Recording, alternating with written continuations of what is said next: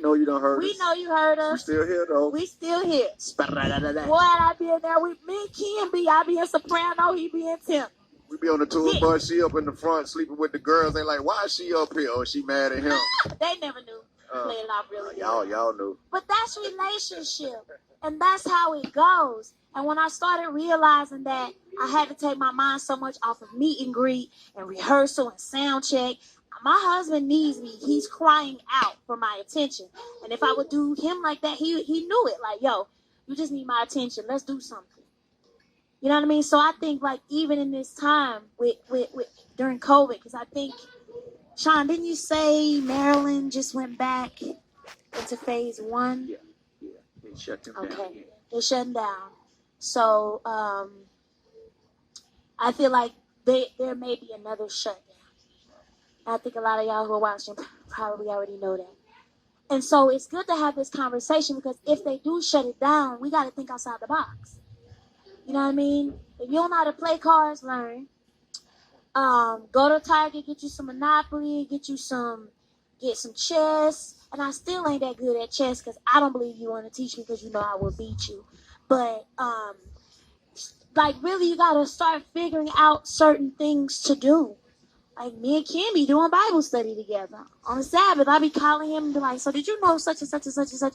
You know what I mean? And it brings us closer together. Cook a meal, put the light the candles, run her a bath. Ladies, like, don't expect for him to do everything either. Like, bring out the outfits, do something strange for a little bit of change. Let me see that shoulder again.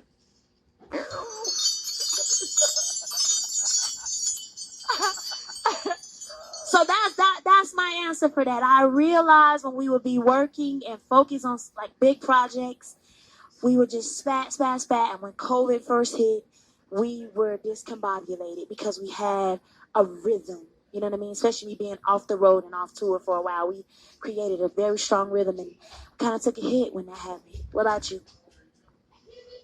People love to... we did it one time. We was talking about power couples. How people love to put that phrase on there. People love to say, that's my favorite power couple, so on and so forth. But do you understand what a power couple means? We're always at war with forces outside of us.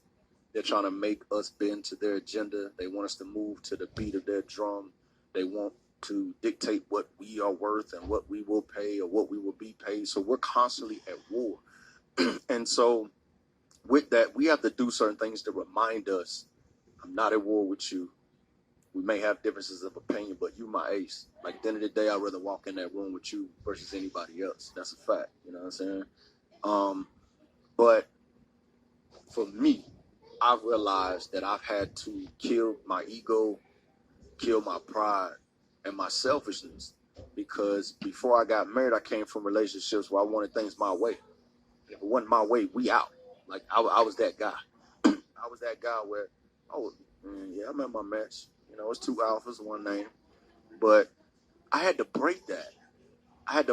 Because I can't just go sit in my office or leave all day and just wait for it to fix itself. I am a leader. I volunteered for this. I signed up for this. Nobody forced me to be in this position. But with this title, there comes responsibility and there comes mandates from God that I cannot avoid or abort.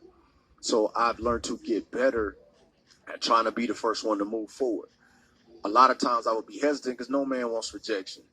That's a part of it. Like, if your wife is upset with you, y'all not speaking, y'all not making love, y'all not holding hands, y'all not being affectionate, yeah, that first time you go in there, she may shoot it down. Wear her down. She don't want to speak when you come to the door, shoot her. There been days my wife would lock the bedroom door and I slide a letter up under there. I might even see it in the trash can the next day. Straight up. Pride be prick. But we go hard at anything else we want.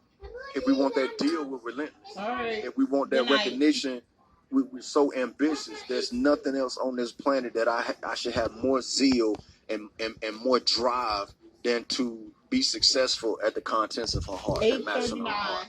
And that means I have to prioritize what's important in my life, while at the same time looking at these qualities that I have in my life and applying them to my marriage. I have to look at my marriage like a grand design. What do I want it to look like? considering what you want, what the kids need, then I have to be the architect to figure out how to make that happen. I can't just sit on the sidelines and just wait on God to be God. God waiting on me to be a man. And that's what helps move me out of that place. And I remember sometimes, it was one time we weren't speaking about something. You were mad at me. I don't know what I did. Probably I did it. But, you know what I mean? That too. Just accepting the responsibility that, boom, thank you, Father. A lot of times we get caught up in disagreements because the thing that offended my wife is not something I would be offended about.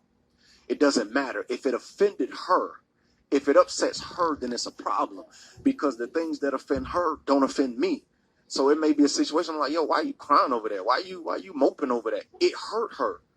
I'm looking at it through my eyes, as I said earlier, so I'm overlooking the impact that it made on her. You know, you have to pull that kind of stuff back. And there was a time when that had happened, and I was just being short-sighted, and I was like, you want to go out to the lake? You want to get out? You want to go out there and get on the boat? You know, I feel like Don Corleone, I made her an offer she couldn't refuse. And I was like, yo, you want to go out on the lake? She was like, sure. I love the water.